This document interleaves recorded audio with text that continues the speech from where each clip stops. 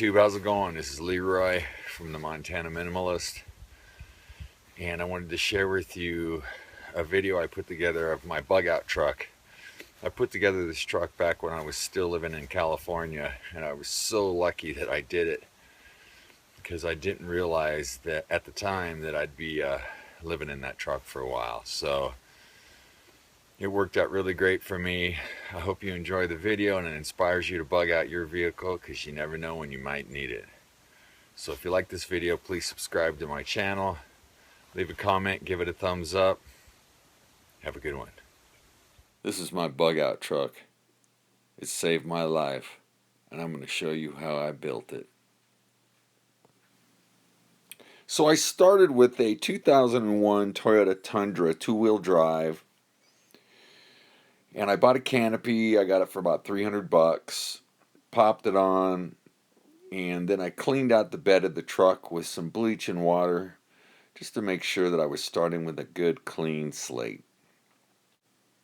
Next, I took a rug that a buddy of mine gave me, and I cut it out so it fit perfectly in the bed of the truck.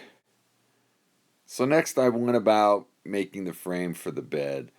I just used some wood that a buddy of mine gave me. It's like, I think 1.5 by 1.5, and sort of cut them up and screwed them together. It's kind of neat. On the side of the bed liner, there's these little shelves where the boards will rest. It worked out pretty nice, so you don't need legs on that outside edge. But I screwed everything together and used these galvanized brackets from Home Depot. It was pretty solid. So I took some cardboard boxes, laid them out, and made a template of the inside of the bed, put it on some plywood, traced it, cut the plywood, and it was a perfect fit. And it laid right up on top of that frame. I screwed it to the frame, put a little workout mat on it, and I thought it turned out pretty good. And as you can see, the inside of the truck canopy has changed colors. That's because I cleaned it out with, again, bleach and water real good, and used some of that rubberized paint and did several coats on it to get a nice thick layer. So right here I thought would be a good spot to put a cabinet slash shelf.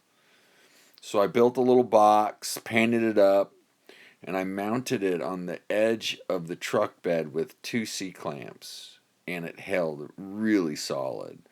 I built a couple of doors, put in some rails, drilled 2 little holes in there so you can slide it back and forth. And that shelf on top turned out to be really nice. So this was a great addition. So next I made the battery box.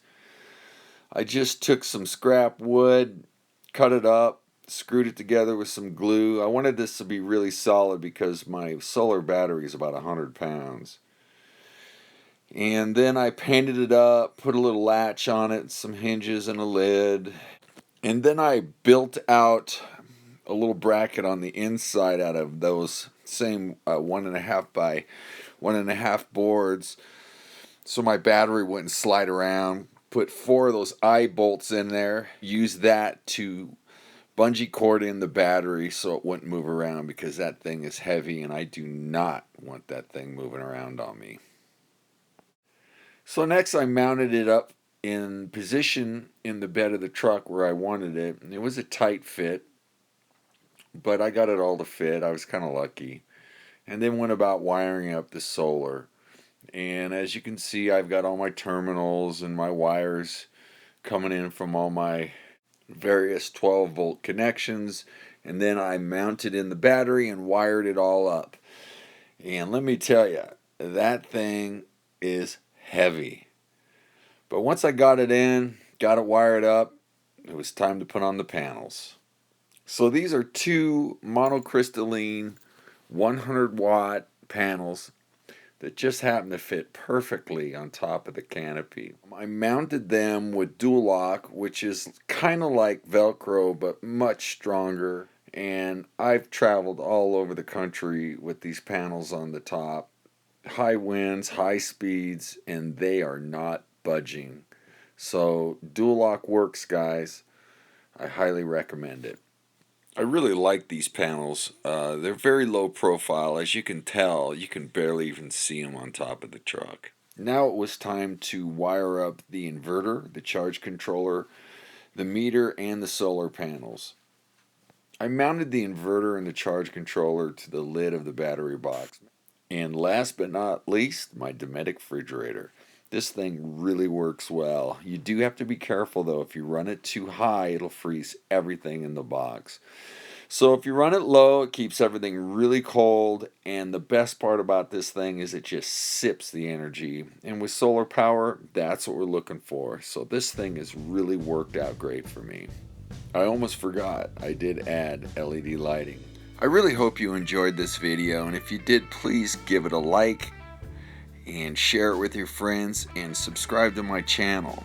And I just realized that I do have some video of a sort of tour that I did when I finished it. So let's let it roll. Okay, here we go.